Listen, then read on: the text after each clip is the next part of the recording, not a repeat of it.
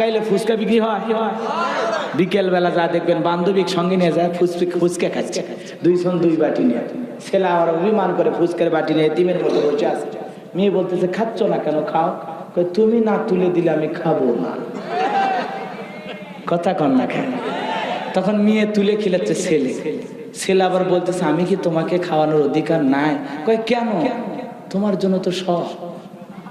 কথা কন না কেন? তখন ছেলে আবার মেয়ের মুখে তুলে খিলাচ্ছে। জায়েজ না হারাম?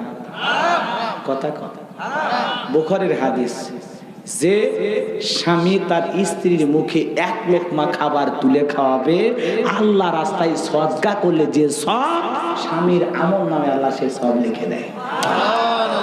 তাহলে স্ত্রীর মুখে এক লোকমা খাবার তুলে খাওয়াইলে আল্লাহ রাস্তায় সদকা করার সব পাওয়া যায়। সেই আমল বাদ দেও বান্ধবীর মুখে তুলে খাওয়ায়, এরকম শয়তান আছে না?